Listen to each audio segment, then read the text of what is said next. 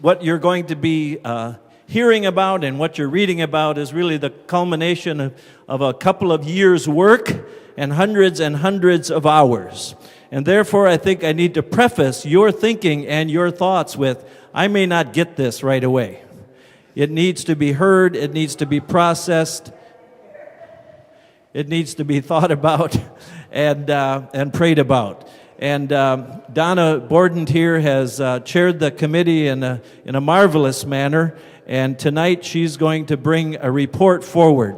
And as I was thinking about what I might say this evening, and I think I can capitalize it in a simple illustration by asking ourselves the question, do we want to be as if we were a stagnant pond or a fresh flowing stream? And I think we want to be a fresh flowing stream that is vital and active and engaged and life-giving. And I think this report will demonstrate. Let us pray. Gracious God, we give you thanks for the call to be in mission in this place. Lord, we thank thee for all those who have brought us to this point in our history and in our mission. And yet, Lord, we know that you desire us to move forward faithfully. We ask that your Spirit would help us to discern the direction and give us the faithfulness and the courage to follow. In Jesus' name, amen. Thank you, Gary. Thank you all for coming tonight. It's very exciting. We have been working more than 3 years on this project. So it's been a great undertaking, and we're very excited tonight to present this report. It is a report. I'm going to explain as I go along some of the steps that we'll be taking. But first of all, I'd like to, in addition to thanking you all for coming to hear this, I'd like our steering committee to stand. Everybody who served on the steering committee, stand, and then continue standing, please. Stand up, steering committee. Thank you. You notice they all have a flower. Keep standing. They have a flower, and they'll be answering questions. So anybody that has a flower, and when we adjourn to our Q&A session, you can ask them. Now I'd like, just to demonstrate how many people were involved, if you sat on a subcommittee, if you sat in on the meetings, if you participated in any way, would you stand? Even if you just came one time, stand and see how many people are invited. Also, I'd like our consultants to stand up, and I want to... they're over here in the corner. Ray is our architect. Dean is our Redden Construction Project Manager, and Kim is our AVR consultant. Now, all of these people will be over, you may sit down, thank you.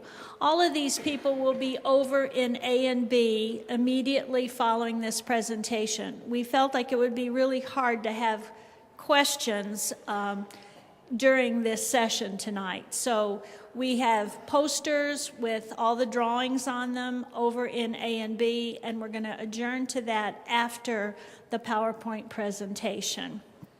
So again, thank you to all of these people for the hours and months and time that they have put in to get to this report tonight.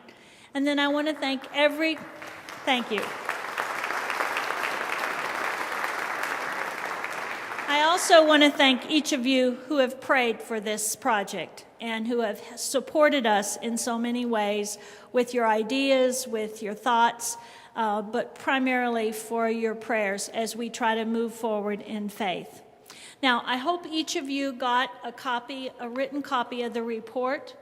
The report is 48 pages long, and I'm not going to read it to you tonight, I promise you. A lot of it has been covered in the updates and in a lot of the process that we've gone through. So I'm not, we can go on and move forward here. So when we set up the committees, we had 10 committees. Now the 10th committee is the Finance Committee or the Capital Fundraising Committee, and that committee has not been appointed yet. At the end, I'll kind of explain what's going to happen there. But the 9 committees have all been working diligently. They were various sizes, and each of them has their final report in the booklet. And I would like you to read those with their recommendations, their discussions, and it kind of brings you to where we are with this project. We ask each of those committees to review, I'm going to turn a little bit. Can you all see me over there? To review the past and then to review the past and then to dream for the future. You know, when you're looking at a strategic plan, you want to dream, you want to come up with the ideal, everything that we could possibly need or want. Now, we eliminated some of those dreams that weren't going to function, that were too expensive and that kind of thing, but we have tried to incorporate all the ideas that came forth from all the members of all the teams. So many of the recommendations that came forth were sent on to other committees, back to the council. Some of the safety issues, some of the personnel issues that came up in discussion have already been acted upon. We've reviewed all the policies and procedures and already sent those to council. So some of the work that you will see reflected in there has already been passed on to committees and to the council and been enacted, a lot of it. Today we're going to present our dream and of enhancing the worship experience, expanding our space for fellowship, and improving the accessibility for leadership. And that's kind of a simple statement of a lot of work that you're going to see. Ray Anan is our architect, and he's over here, and he's done a beautiful job with our slides. Now, the slides are in your booklet. The composite slides are in your booklet. So if you're having trouble seeing these slides, refer to them in your book, okay? Now, this is the first thing that we did when all the committees began to come together and bring in ideas. We found very quickly that it was above our pay grade to come up with a plan of how we wanted to enact some of these things. So the first thing we did was to hire 2 consultants. We hired an audiovisual consultant, AVR, and that Kim is here tonight, and he'll be over there answering questions about the sanctuary particularly. And we also hired an architect. And the first thing we decided we needed to do was to come up with a master site plan. Now, this is our existing plan, our existing site right now. And what the project looks like, I'm still in your way, aren't I?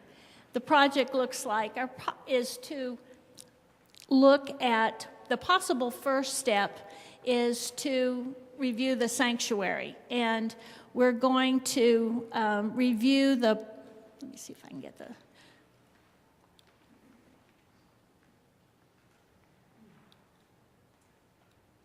we want to straighten the south driveway and accommodate some accessibility on that side, because as we make some changes, that'll need to be done.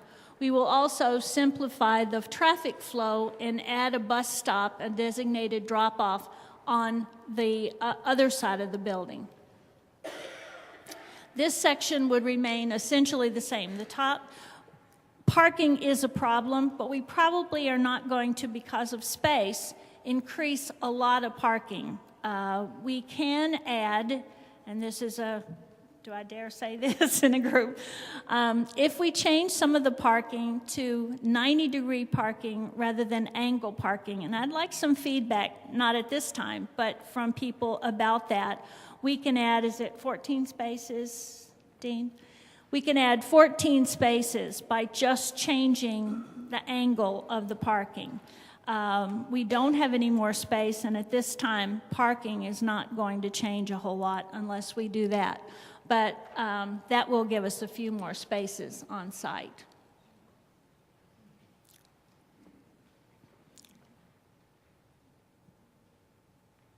Okay, this is the proposed master site plan.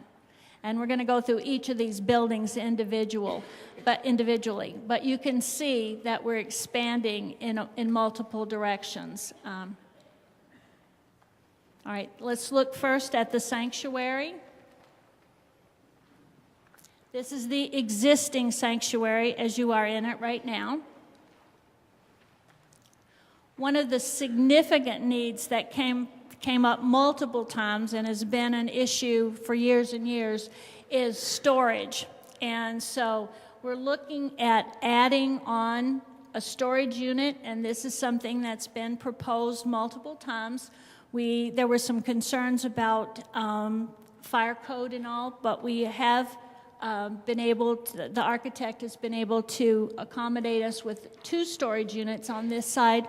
One would be air conditioned and one would not be air conditioned. They both will have to be sprinkled, so we will have to have a sprinkler system in that part of the building.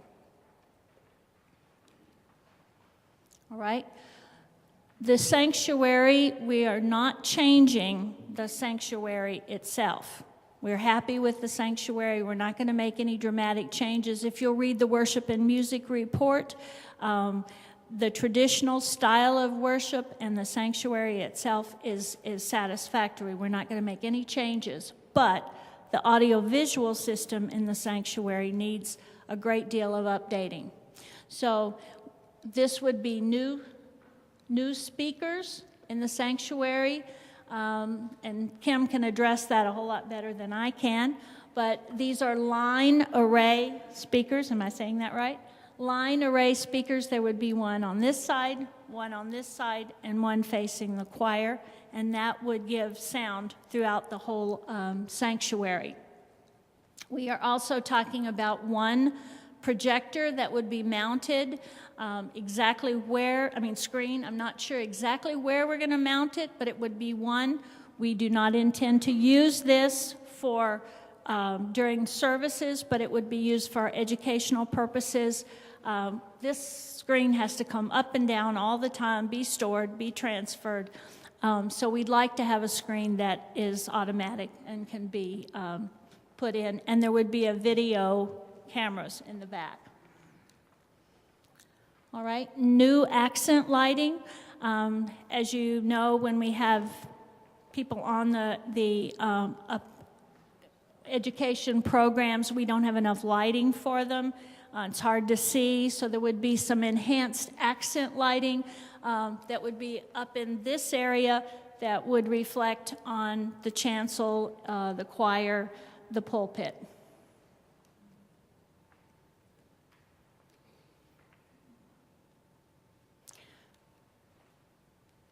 The narthex itself, if you've sat in the narthex, the sound is better back there, but you can't see. I sat back there the other Sunday just to see what it was like, and you hear really well, but unless you can position yourself, if you choose to see the pastor, you can't see the choir. So we would install 2 video monitors, and they would be in this position. They would be high at the top, so you still would see through the glass, but those video monitors would be in the top. The sermon, the choir would all be projected into those, like you're at the basketball game or the football game, where you can see what's going on down in the front. I think that would be a great help to those that sit in the narthex. We also would have, in this area, a new audio console. We would lose one pew in the back, but the audio console would provide for an upgraded audio system, the video system. The video would be where Nate is right now, and the audio would be on the floor. So both of those for recording the services and to enhance our system totally. This is, again, sort of above my pay grade, but Wally Brambilla and Kim can tell you all about it. The chapel itself, we're not making any great changes in there. It would just be video and audio. There would be a new monitor in there, so that if we did have an overflow, they could sit in the chapel and see what's going on in the sanctuary. Okay. Now, one of the biggest things that we heard over and over was the sound system in here. And we've done a lot of investigating. And one of the options that we've come up with is what they call a loop, an assisted listening system audio loop. It goes in the floor. It's a tape, thin wire tape, and it would loop throughout the whole congregation.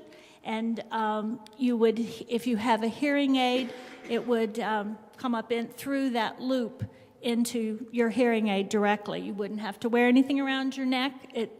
Only thing you have to have is a T-switch. Is that correct?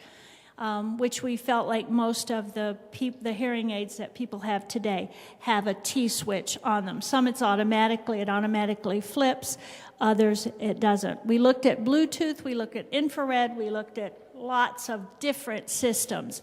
And for our congregation and the time and the what most people have, this would accommodate their hearing. Now, if we do that, we will probably pull up the carpet, move the pews, and redo all of this. So that adds a little bit of expense. But our carpet's 12 years old.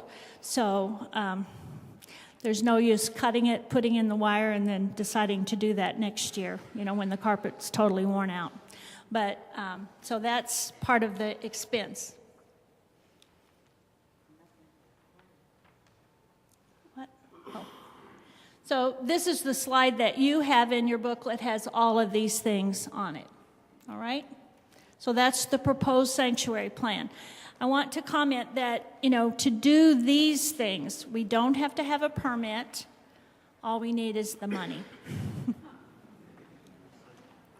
All right, now let's look at the fellowship hall. This is the existing fellowship hall, and this is the proposed fellowship hall. There were 300 at dinner tonight. Was a bit crowded, wasn't it? So we're looking at expanding the fellowship hall. The dining area would accommodate 300 in this area alone. We still would have the capacity for overflow into what is going to be the multipurpose room. But we would be able to seat 300 in this area. We would be bumping out the fellowship hall in that direction.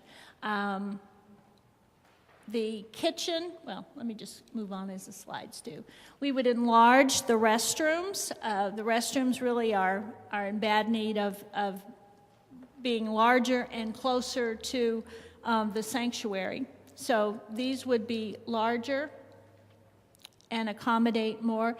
We're also adding a family restroom.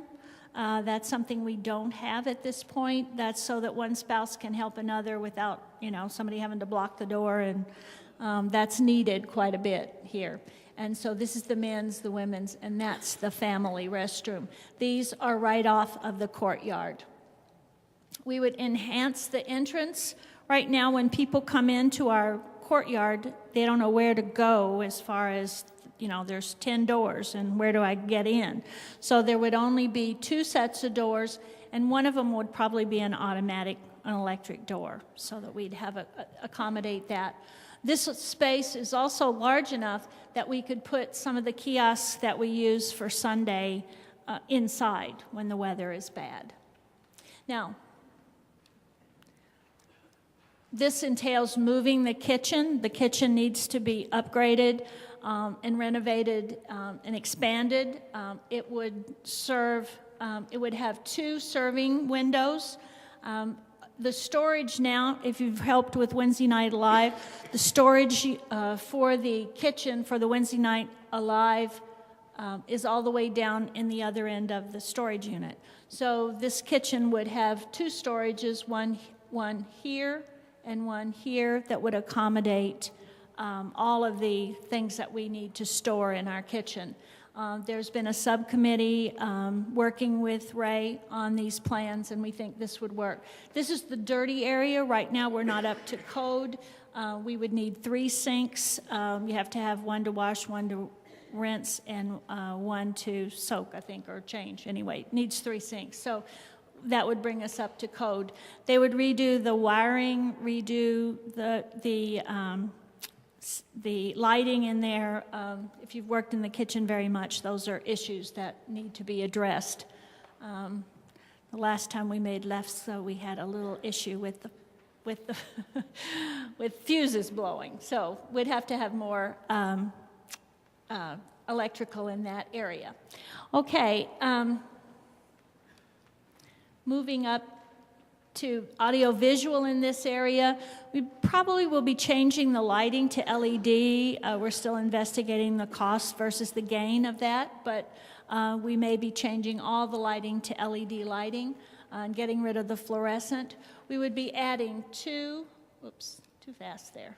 We would be adding 2 video screens with video projectors and monitors up here, so anything that was occurring down in here could be seen on the screens.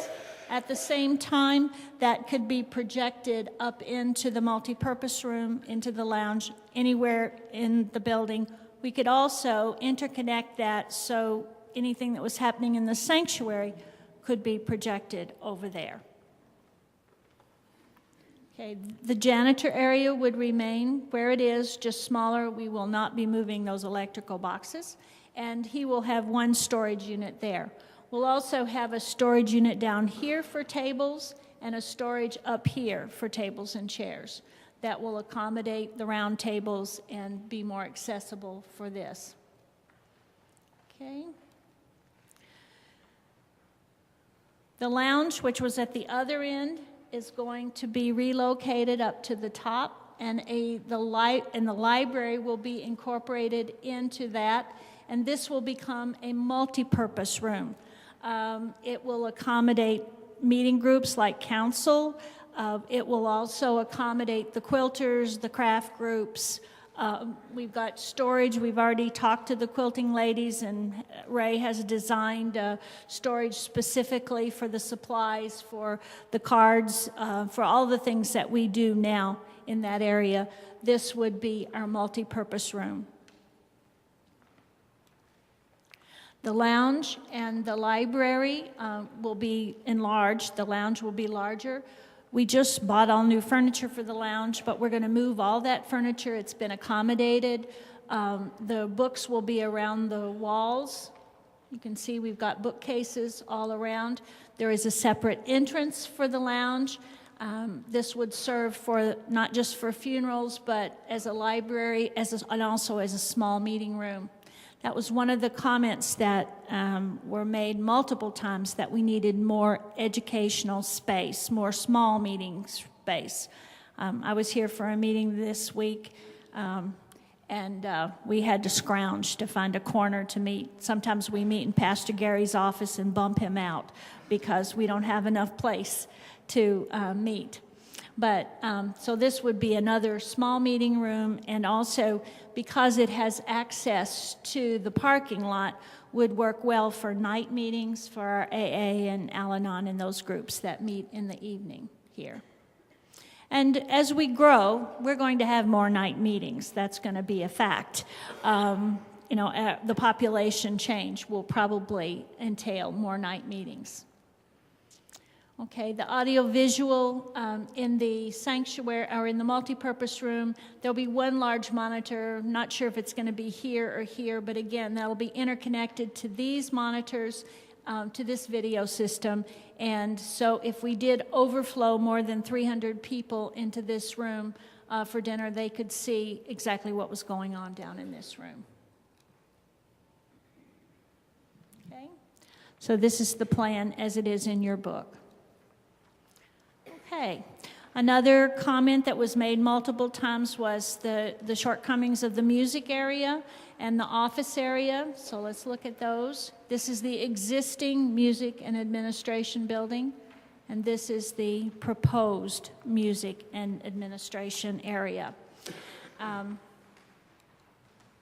As you can see, the entrance to the choir area would be here, a much larger music and robing area, if you've been in there, and we could accommodate bell choir and the regular choir in this music and robing area. It's large enough. We're turning this whole room around and increasing the size of the risers so they're safer, increasing the space, and improving the acoustics and adding storage in that area. And please note that Tom is no longer up in his little closet up here. Tom is getting a real office. He's very excited. So this would be, and that was a comment that was made multiple times, that he needed access to the rest of the staff area instead of being up here. This room would also have a projector and a monitor here, and would be available for movies, for lecture. It would also enhance our educational programs in the evening, or movies in the summer that they use. Enlarged robing, storage. This is music storage. If you've been over in room C, that's full of music. There's things stored everywhere. Tom's got storage everywhere over here. So this will become our music storage and some instruments. Some of those instruments are going to go in the outside here because we'll have it air conditioned. But this also would be available for music storage. Okay?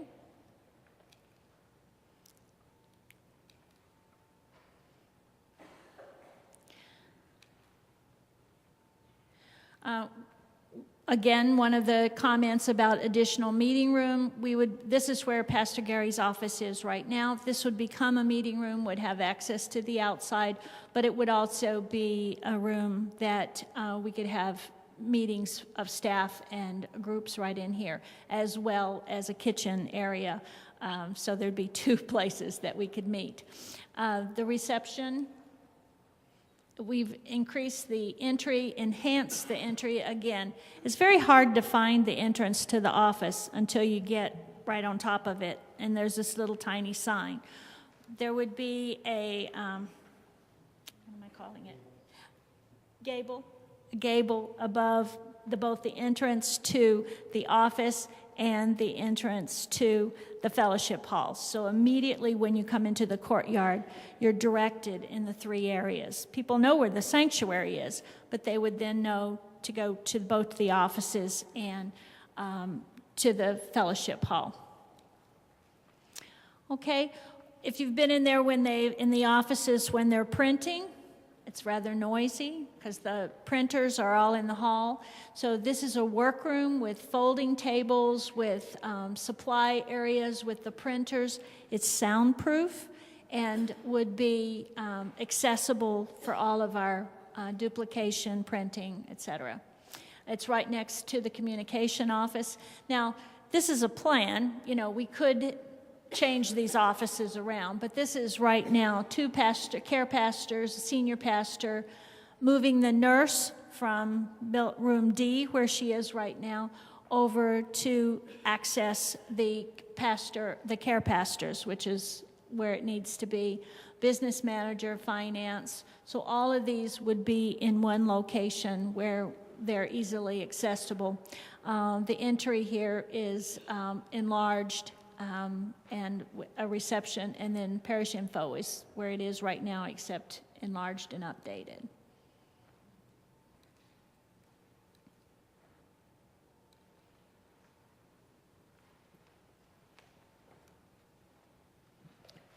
Okay, now this is the education area. There won't be any dramatic changes in that area. It would be updated. A and B is adequate as it is. For meeting, can be divided into 2 rooms or to 1. We have a small kitchen there, which would remain, but it would be updated with some new finishes, new carpet, new lighting, and some new audiovisual equipment in there.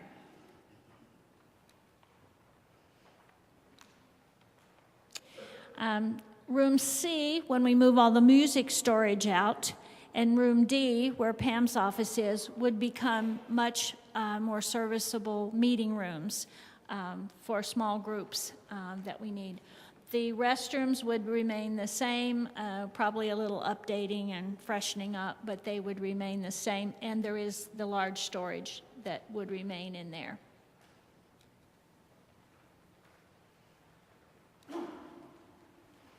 The courtyard.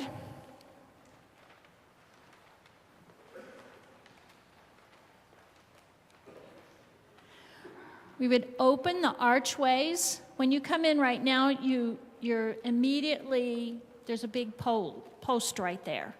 So you can't see that beautiful courtyard the minute you walk in. So we would open up these two entrances, changing it so that when you walk in, you're immediately focused on the sanctuary, on the fountain, and access to both of these, the offices and the fellowship hall.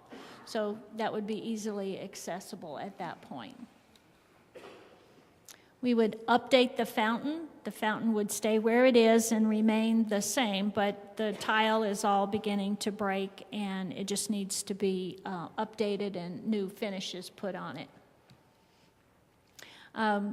The electrical and the lighting in the courtyard so that we could use it better in the evening, have small concerts out there, have meetings out there, even have some music groups and things out there if we had better audio and some evening lighting.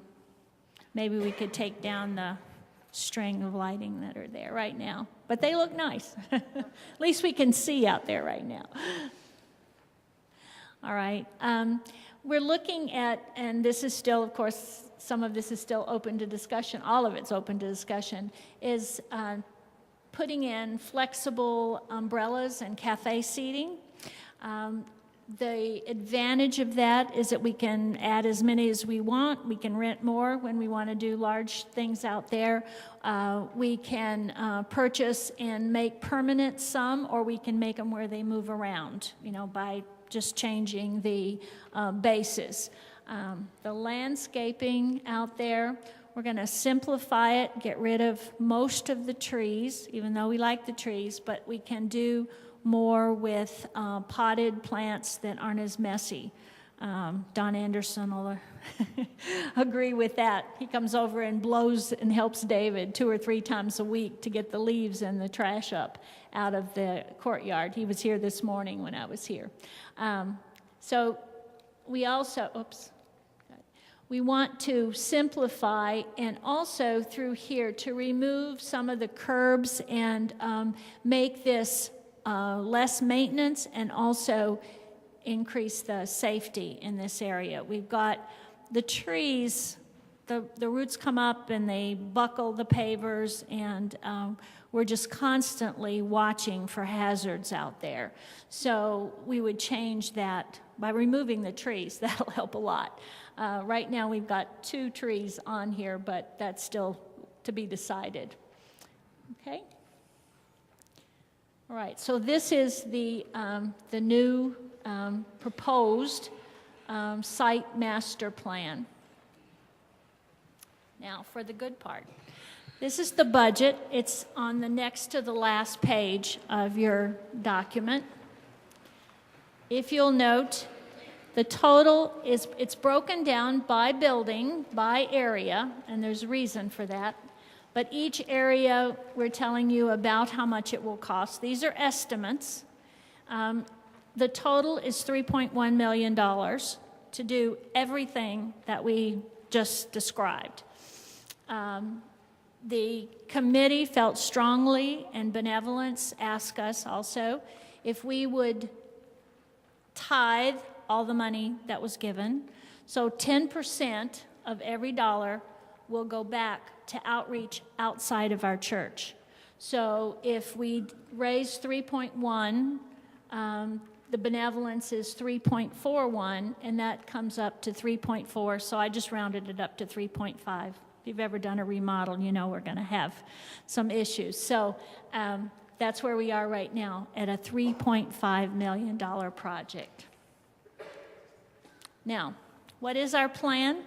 We are simply a report. We're giving you a report. We're not saying this is exactly what's going to happen.